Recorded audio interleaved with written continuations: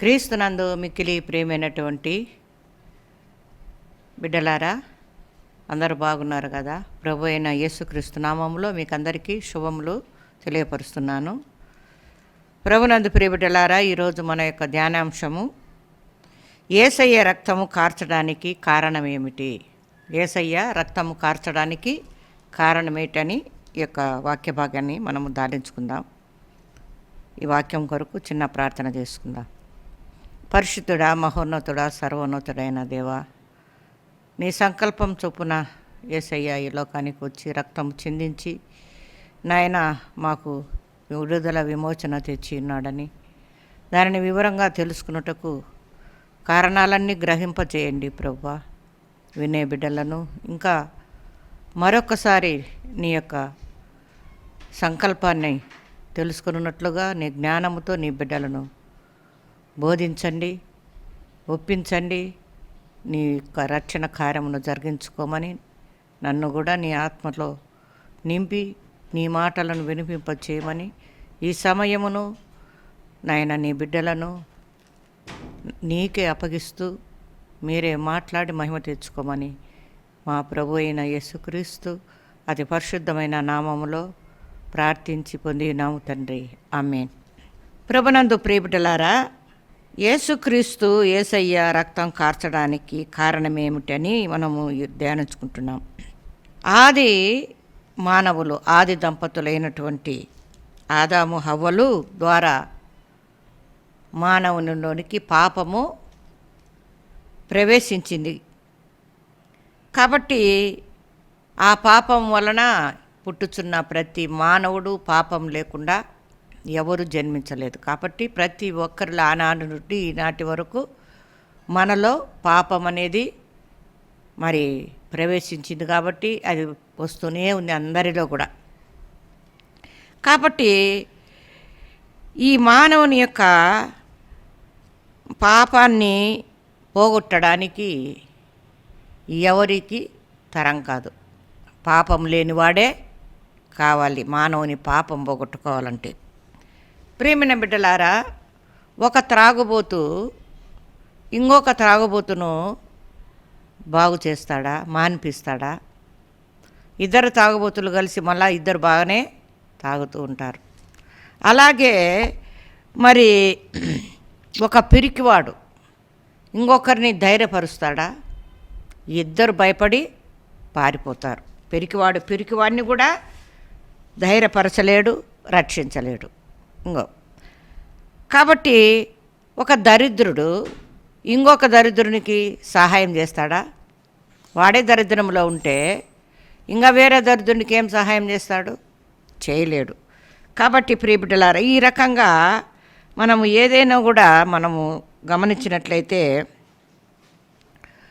ప్రతి విషయంలో కూడా ఒక సోమరిపోతోడు ఇంకొక సోమరివాడికి సాయం చేయడు. ఇద్దరు సోమరిపోతులే కాబట్టి వాళ్ళతన్ని సతికిలబడి ఉంటారు. అలాగే ప్రియబిడ్డల, మనమందరము దారి తప్పి త్రోవ తప్పిపోయిన వారమైతే, దారి తెలియని వాడు అందరూ దారి తెలియని వారైతే దారి ఎవరు చూపిస్తారు? అందరి త్రోవ తప్పిపోవడమే, అందరం తప్పిపోయిన వారమే. కాబట్టి మనలను మరి మనలో ఉన్నటువంటి ప్రతి ఒక్కరిలో పాప రక్తము ప్రవహిస్తూ ఉన్నది.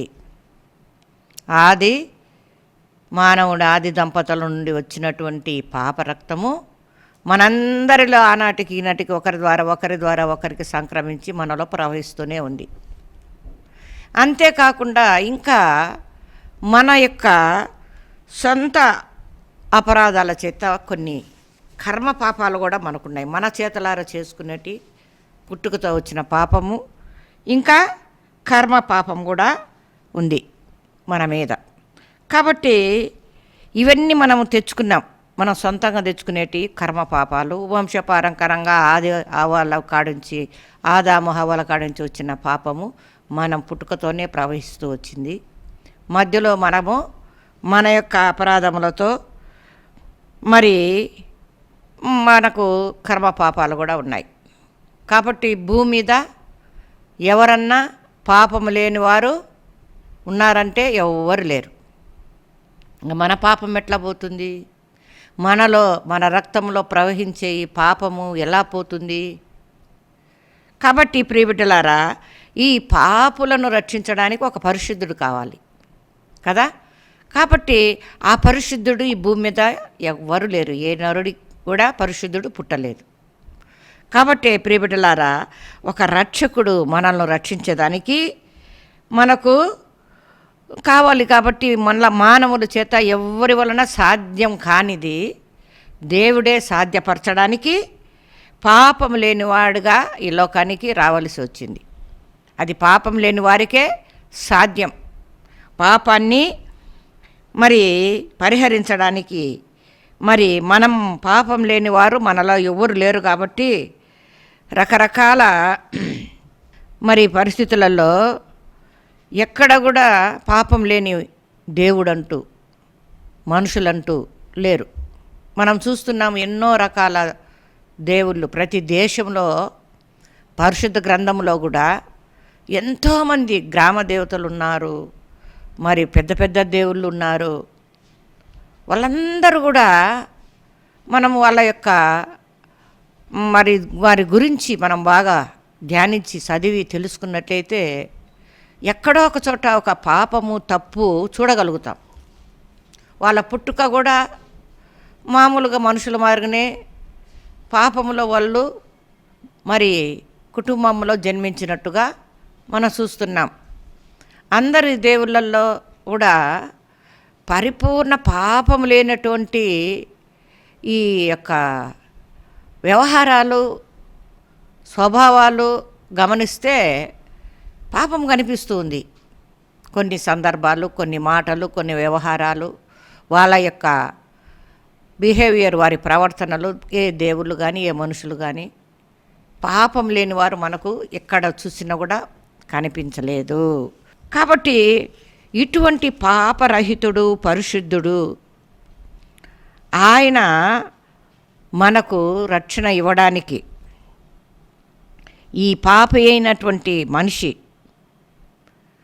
యుగయుగములు జీవించడానికి, బ్రతికించడానికి, పరిశుద్ధపరచడానికి యేసయ్య ఈ లోకంలో రక్తము కార్చవలసి వచ్చింది. ప్రియబిడ్డలారా, ఎట్లా చూడండి మనం ఆయన పరిశుద్ధుడు అని చెప్పగలగాలంటే, యేసయ్య మరి ఈ లోక భూమి మీద ఉన్నప్పుడు ఒక పాపాత్మరాలు పాపం చేస్తూ పట్టుబడినప్పుడు ఇజ్రాయేల్ అక్కడుండే ప్రజలు యేసయ్యలో ఏదో ఒక తప్పును పట్టాలని, ఎలా శిక్షిస్తాడో చూస్తామని ఆమెను తలా ఒక రాయి తీసుకొని ఆమెను కొట్టడానికి మరి యేసయ్య దగ్గరికి తోడుకొని వచ్చారు.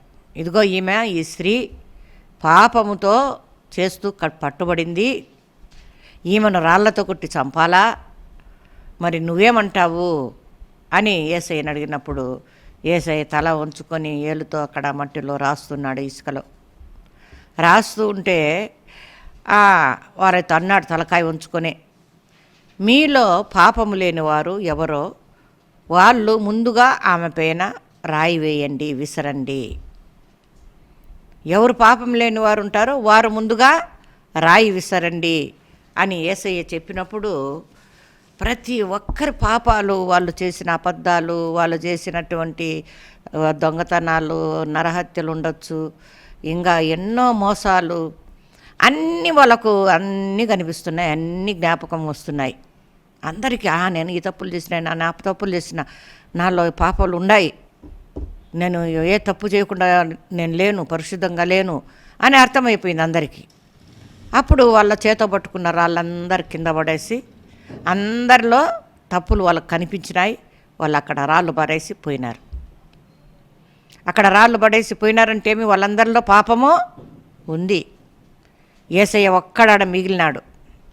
అప్పుడు లేచి, అమ్మా వాళ్ళెవరు నిన్ను శిక్షించలేదా అని ఆయన అడిగినాడు. అడిగినప్పుడు లేదు ప్రభువా అని ఆమె చెప్పింది. ప్రియబిడ్డలారా, అందుకు యేసు, నేను కూడా నీకు శిక్ష విధించను. యేసయ్య ఏమంటున్నాడు, నేను కూడా నీకు శిక్ష విధించను అంటే అర్థం ఏమి? నాలో పాపం లేదు, నేను శిక్ష విధించవచ్చు, నాకు అర్హత ఉంది, కానీ నేను నిన్ను శిక్షించను. యేసయ్యకు శిక్ష విధించే అర్హత యోగ్యత ఉంది. ఆయన పాపం లేనివాడు. పాపం చేసిన వారిని దండించవచ్చు, శిక్షించవచ్చు. కానీ ప్రభు అంటున్నాడు, అమ్మా నేను కూడా నిన్ను శిక్షించను. ఎవరు శిక్షించలేదు. కాబట్టి కారణం ఏమిటంటే ఆమెను యేసయ్య నీ పాపాలన్నీ కూడా క్షమించబడినాయి, ఇక పాపం చేయకుండా ఉండు అని చెప్పినాడు. ప్రియబిడ్డలారా, ఎలా ఈయన పాపం లేనివాడు అని మనం గమనిస్తే మనం ఎన్నో మార్లు విన్నాం. అయినా మనము మరీ యేసయ్యను గురించి ఎంత తెలుసుకుంటా ఉంటే, ఎంత మనం ధ్యానిస్తూ ఉంటే ఆయన పరిశుద్ధత విని విని మనం కూడా పరిశుద్ధతలోనికి నడిపించబడతాం. ప్రియబిడ్డ, యేసయ్య పుట్టుక పరిశుద్ధంగా ఆయన జన్మం కదా. పుట్టుక నుంచే ఆయన పరిశుద్ధంగా జన్మించినాడు. పరిశుద్ధాత్మతో ఆయన పుట్టుకలో పాపం లేదు. కాబట్టి ప్రియబిడ్డలారా, యేసయ్యలో ఎటువంటి పాపము లేనటువంటి ఆయన గొప్ప దేవుడు. కాబట్టే ఆయన మనందరినీ రక్షించడానికి ఆయన యజ్ఞమై రక్తాన్ని కార్చవలసి వచ్చింది, చిందించవలసి వచ్చింది. ఆయన తప్ప ఇంకా ఎవరి రక్తము మనలను శుద్ధి చేయలేదు. కాబట్టి దేవుడే కుమారుడిగా వచ్చి ఆయన అందరికీ రక్షణ కలిగించేదానికి మరి వచ్చాడు. అంతకుముందుగా కోడెల రక్తము మరి దేవునికి బలిగా అర్పించేవారు. ఎవరైనా పాపం చేస్తే ఏం చేస్తారు? అప్పుడు పాత నిబంధన కాలంలో ఒక పొట్టేళ్ళను తీసుకొని వచ్చి, కోడెని తీసుకొచ్చి దాని మీద చేతులుంచి ఇలా పాపాలన్నీ దాని మీద మోపి ఆ బలి పశువును యజ్ఞ పశువుగా దాన్ని దేవునికి బలిపీఠం మీద దాన్ని అర్పించినప్పుడు, బలి అర్పించినప్పుడు ఆ పాపాలు పోయినాయని ఈ పాపం చేసిన వ్యక్తికి బదులుగా ఆ బలి పశువును అప్పగించేవారు. ఇప్పుడు మనందరి పాపాలన్నిటికీ బదులుగా బలి పశువుగా ఆయన యజ్ఞ పశువుగా, యాగ పశువుగా ఆయన రక్తాన్ని చిందించవలసి వచ్చింది. ప్రియబిడ్డలారా, ఎందుకంటే ఆయనది ఎటువంటి రక్తము? అమూల్యమైన రక్తం, నిష్కలంకమైన రక్తం. ఆయనది మరి ఎంతో పాపం లేనిదిగా ఆ రక్తము. ప్రియబిడ్డలారా, ఆయన అంత పరిశుద్ధమైన రక్తం కాబట్టి అందరి పాపాలను కడిగేదానికి శక్తివంతమైనది. ఆయన రక్తములో శక్తి ఉంది. యేసయ్య రక్తములో శక్తి ఉంది. ఎంత శక్తి? సృష్టి పాపమంతా తీసివేయడానికి, కడిగి వేయడానికి ఆయనకు శక్తి ఉంది. యేసు రక్తంలో అంత శక్తి ఉంది. కాబట్టి మనము యేసయ్య రక్తము అంటాం కదా. యేసు రక్తము రక్తము రక్తము, యేసు రక్తము రక్తము రక్తము, అమూల్యమైన రక్తము, నిష్కలంకమైన రక్తము, అమూల్యమైన రక్తము, నిష్కలంకమైన రక్తము, యేసు రక్తము రక్తము రక్తము. కాబట్టి యేసయ్య రక్తము అంత అమూల్యమైనది, నిష్కలంకమైనది, ప్రభావం కలిగినటువంటి శక్తివంతమైన రక్తము ప్రియబిడ్డ. కాబట్టి ప్రియబిడ్డలారా, యేసయ్య పుట్టుకలో పాపం లేదు.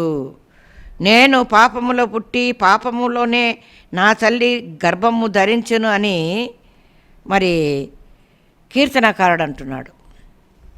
మనుషులందరం కూడా పాపంలో పుట్టాము, పాపంలోనే మన తల్లిదండ్రులు మన గర్భం ధరించి మనకు జన్మనిచ్చినారని. కాబట్టి ప్రియమైన బిడ్డలారా, మనమందరం కూడా పాపంలోనే గర్భం ధరించి పుట్టిన వారము. యేసయ్య మాత్రము పరిశుద్ధుడుగా, యేసయ్య జననం ఉంటే తల్లి అయిన మరియ యేసేపుకు ప్రదానము చేయబడిన తర్వాత వారు ఇరువురు ఏకం కాకమునుపే మరి పరిశుద్ధ ఆత్మ ద్వారా ఆమె పవిత్రంగా యేసుకు జన్మనిచ్చింది గర్భం ధరించి. ఆయన పుట్టుక పరిశుద్ధమైనది ప్రియబిడ్డ. కాబట్టి యేసయ్య రక్తము, అమూల్యమైన రక్తము, మన యొక్క పాపములన్నిటినీ కడగడానికి శక్తి. యేసయ్య రక్తములో శక్తి ఉంది, అది అమూల్యమైనది, నిష్కలంకమైన రక్తము. కాబట్టి ప్రియులారా, ఈ లోకములో మన పైన ఎవరైనా మనం చేసిన పాపాలు మీద వేసుకొని మన శిక్షను అనుభవించేవారు ఉన్నారా? లేరు కదా. కాబట్టి ప్రియబిడ్డలారా, మన యొక్క శిక్షను భరించడానికి, మన మరణంలో ఆయన స్వీకరించడానికి వచ్చినటువంటి వ్యక్తి యేసయ్య ఒక్కడే. కాబట్టి యేసు రక్తం ఒక్కటే పరిహారం. కాబట్టి ఆయన మనందరి కొరకు పరిహారకుడుగా ప్రాణం పెట్టి రక్తం చిందించి నీ కోసం నా కోసము వచ్చినాడు. ప్రియబిడ్డలారా, ఇక్కడ ఎవరైనా కూడా పరిశుద్ధులు లేరు, ఎవరు కూడా పరిశుద్ధులు లేరు. ఏ వ్యక్తిలో కూడా పాపము అనేది లేదు అనేవారు ఎవ్వరు కూడా ఈ లోకానికి. కాబట్టి పాపానికి జీతం ఉంది. ఆ జీతమేమో ఎవరైనా పంచుకుంటారా? మనం సంపాదించిన జీతం అయితే అందరూ పంచుకుంటారు, కానీ పాపం యొక్క జీతము ఎవ్వరు, తల్లిదండ్రులు మరి కొరకు ఎంతో కష్టపడి కుమారుడు ఇచ్చి ఉండొచ్చు, భార్య కొరకు ఎంతైనా సంపాదించింది తెచ్చిపెట్టి ఉండొచ్చు, కానీ నా పాపములో జీతం ఇదిగో ఆఫీసు నుంచి జీతము కూలి జీతం అయితే తీసుకున్నారు, కానీ పాప జీతంలో భాగం తీసుకోమంటే ఎవరు ముందుకు రారు. కాబట్టి ఈ లోకంలో ఎవరు కూడా మన కోసము ప్రాణం పెట్టడానికి రాలేదు. యేసయ్య మాత్రమే ప్రాణం పెట్టి ఆ రక్తం చిందించినాడు. కాబట్టి ప్రియబిడ్డలారా, ఈరోజు మనకు ఎంతోమంది మనం చూసిన అందరూ చేతులు ఎత్తేస్తారు. నీ కొరకు ఎవరు చేస్తారు? పోరానైనా నీ పాపం నీది, నీ కర్మ నీది అంటారు. కాబట్టి ప్రియబిడ్డలారా, ఎవరు పాపిగానే పుట్టి పాపిగానే మరణించవలసిన మనమందరము పాపములో నశించిపోకుండా యేసయ్య రక్తము చిందించవలసింది. ఎందుకు యేసయ్య రక్తం కార్చినాడు? మనందరము కూడా ఎవరు కూడా మనకు ప్రాణం పెట్టేదానికి ముందుకు రాలే, మన పాపాన్ని తీసివేసేదానికి ఒక్కరు లేరు. అందుకు యేసయ్య మనందరిని రక్షించడానికి రక్తము కార్చడానికి కారణం ఏంది? మనల్ని పాపము నుండి రక్షించడానికే. కాబట్టి ప్రియబిడ్డలారా, మరి ఈ లోకంలో మరి ఎవరు మనల్ని గెంటి వేసినా నెట్టివేసినా మన చెంత ఉండి ఆదుకొని కాపాడగలవాడు యేసయ్య ఒక్కడే. కాబట్టి పాపం లేనివాడు, పాపిని కాపాడేది యేసయ్యే. ఎందుకంటే ఆయన పాపం లేదు కాబట్టి, మనము పాపులమైన ఆయన పాపం లేనివాడు కాబట్టి మనల్ని కాపాడగలుగుతాడు ప్రియబిడ్డలారా. కాబట్టి ప్రియబిడ్డలారా, చాలామంది అంటారు యేసయ్య మన కొరకు పాపము పరిహరించడానికి రక్తం చిందించాడు కదా, మనకన్నీ ఎన్నో రకాలుగా పరిహారం చేసినాడు, ఇంకా ఎందుకు మనలో పాపం ఉంది? ఆయన ఎప్పుడో మన కొరకు మరణించాడు, రక్తం చిందించాడు, మన పాపం అంతా పోయిందని చెప్తున్నాం కదా, ఇంకా ఎందుకు? మనకు ఇంకా పాపం మనలో ఇంకా ఉందా?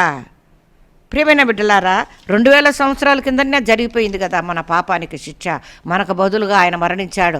ఆయన రక్తంతో మనుషులందరికీ కడిగి యాగమయ్యి ఆయన మనల్ని శుద్ధి చేసినాడని అనుకున్నప్పుడు ఇంకా ఎందుకు? ప్రియబిడ్డలారా, ఏనాటి కానాడు మనము యేసు రక్తం లేకుండా మనం శుద్ధులుగా ఉండలేం.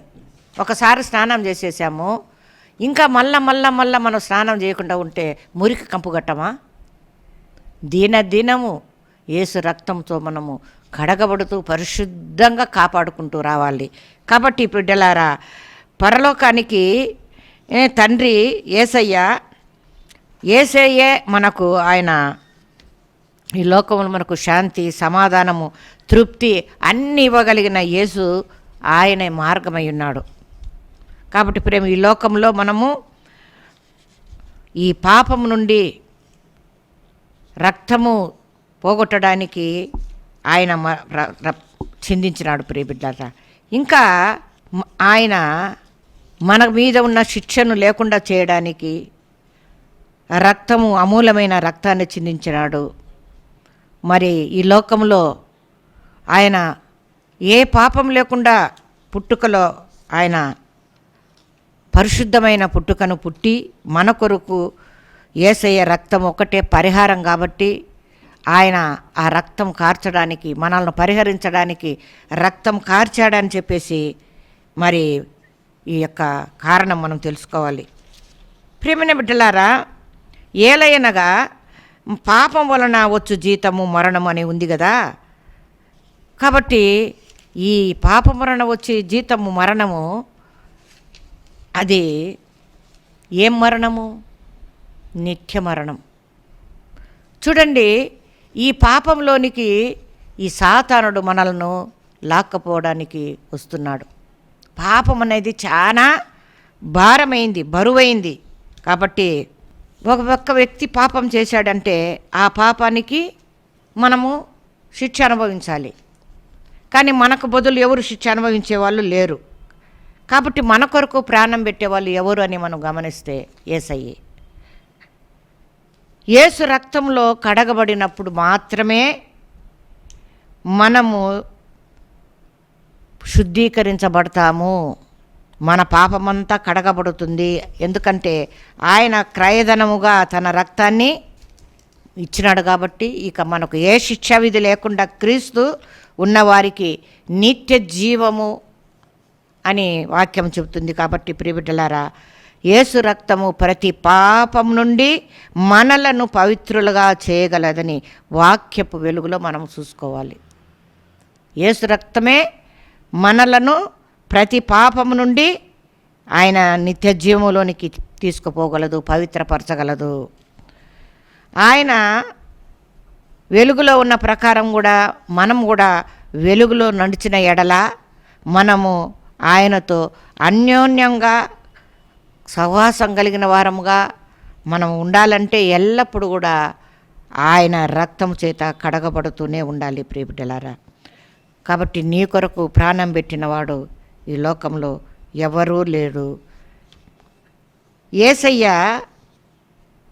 మరి ఒక పాపిని శుద్ధి చేయడానికి పాపి చేయలేడు కాబట్టి పరిశుద్ధుడైన యేసయ్య రక్తమే కావాలి. కాబట్టి యేసయ్య రక్తం కార్చాడు.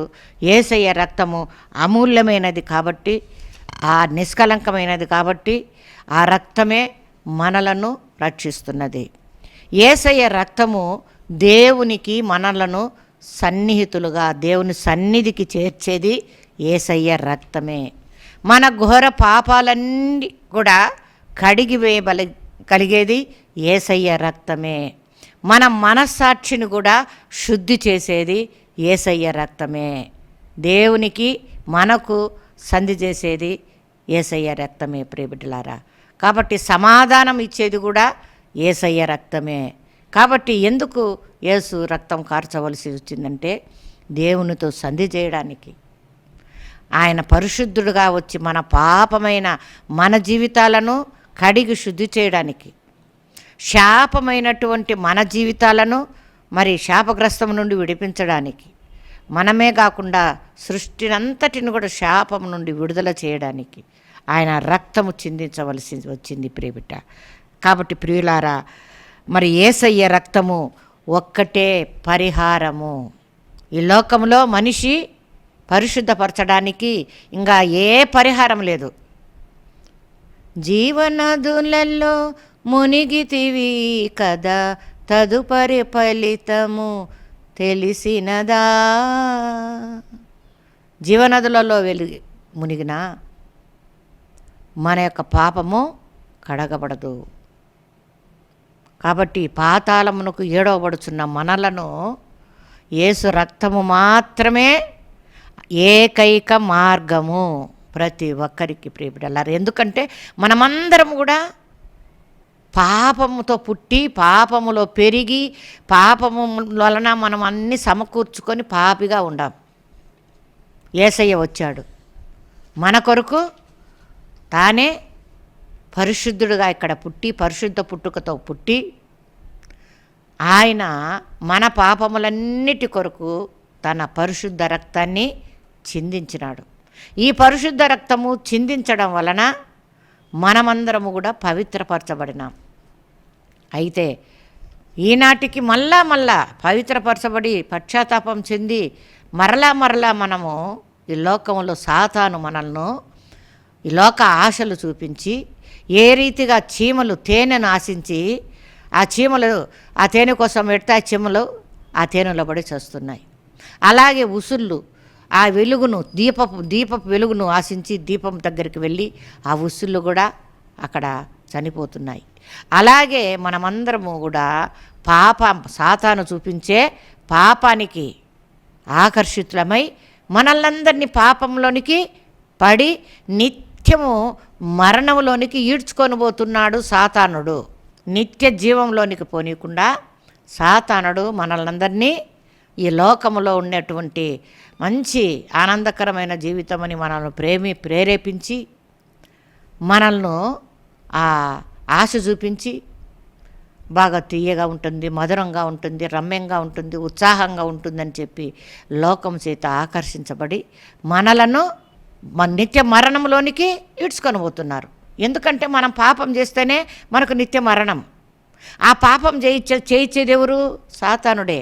మనకు లోక ఆకర్షణలన్నీ కలిగించి అప్పుడు ఆ చీమలు ఎట్లా తేనెల పడి వచ్చినట్టు ఈ ఉసుల్లో వెలుగుకు పోయి మనం చనిపోయినట్టుగా మనం సాతాను యొక్క లోక ఆకర్షణలకు లోనై లోకంలో ఉన్న వాటి కొరకు మనమందరం పాపములో పడిపోతున్నాం. ఆ రక్తముకు అంత శక్తి ఉంది. కాబట్టి ప్రియబిడ్డలారా, ఆ యేసు రక్తము మనలో ఎప్పుడు కూడా ప్రవహిస్తూనే ఉండాలి. ఈ లోకంలో నుండి మన పరలోకము చేరు వరకు యేసు రక్తంలో మనము ఆ కోటలో ఉండాల. యేసు రక్తపు కోటలో మనం ఉండాల. అప్పుడే సాతానుడు మనల్ని ముట్టుకోడు. కాబట్టి యేసు రక్తమే మనలను పరిహారంగా ఉండేది. ఒకే ఒక్క పరిహారం ఏముంది? యేసు రక్తమే మన పరిహారం. యేసు రక్తమే మన యొక్క శక్తి. ఆ యేసు రక్తాన్ని ఆశ్రయించాలని ప్రార్థన చేసుకుందాం. పరిశుద్ధుడా, పరిపూర్ణుడా, సర్వోన్నతుడైన దేవా, నీకే స్తుతులు చెల్లిస్తున్నాం ప్రభువా. అయ్యా, మాకు ఏమీ ఈ లోకంలో ఏది తెలుసుకోలేక నీ రక్తాన్ని ఆశ్రయించక ఈ లోకంలో ఎన్నో మాకున్నాయి ప్రభువా. ఎన్నో వ్యసనాలు, ఎన్నో ప్రభు వ్యాపకాలు, మరి ఏమేమో వింటున్నాం, పరుగులు తీస్తున్నాం ప్రభువా. నీ రక్తాన్ని ఆశ్రయించక ప్రభువా, నీ చేత కడగబడి పశ్చాత్తాపం చెందినటువంటి విశ్వాసులు, గొప్ప గొప్ప భక్తులు కూడా మళ్ళా తిరిగి ప్రభువా సాతానుకు ఆకర్షితమై ఈ లోకంలోనికి ఈడవబడి అది మరణం వరకు నిత్య మరణానికి ఈడ్చుకొని పోతున్నారు ప్రభువా. ఎంతమంది బిడ్డలయ్యా నాయన, చూడు నాయన, బిడ్డల వైపు నిత్య మరణానికి ఈడ్చుకొని పోతున్నారు సాతానుడు. ఆ సాతాను యొక్క ఆకర్షణకు లోనే పతనమని నశించిపోతున్నారు ప్రభువా. నీ రక్తము మాత్రమే మమ్మల్ని రక్షించగలదు ప్రభువా. ప్రతి బిడ్డ నీ రక్తాన్ని ఆశ్రయించాలి అయ్యా. మేము పాపంలో పుట్టి పెరిగి వారణం ప్రభువా. మా యొక్క పాపము బహుఘోరమైనది తండ్రి. అవును నా ప్రభువా, ఆ పాపము మాపై మా పిల్లలపై మరి శాపముగా మారి మమ్మలను నిత్య జీవంలోనికి పోనీయకుండా చేస్తున్నది. నీ రక్తాన్ని మా మీద ప్రవహింపచేయి ప్రభువా. నాయనా, నీ బిడ్డలు నీ రక్తాన్ని ఆశ్రయించాలి. రక్తము అమూల్యమైనది, నిష్కపటమైనది, అపారమైనది నాయనా. అది లోకాన్నంతటిని కూడా సర్వమానవాళిని పరిశుద్ధపరిచే నీ యొక్క శిలువ రక్తము ప్రతి బిడ్డపై నాయన చిందబడాలి, ప్రవహించాలి. మేము పరిశుద్ధత చెందాలి. నీ రాకడికి మేమందరం కూడా నిష్కలంకంగా నీ వలే కల్మషం లేని వారముగా, కపటం లేని వారముగా కడగబడి నీ రక్తము చేత మాత్రమే మేము నీతిమంతులుగా, పరిశుద్ధులుగా తీర్చబడుదామని గ్రహింపును మాకు దయచేయమని మా ప్రభు అయిన యేసుక్రీస్తు అతి పరిశుద్ధమైన నామములో అడిగి వేడుకొని ప్రార్థించి పొందినాము తండ్రి. ఆమేన్.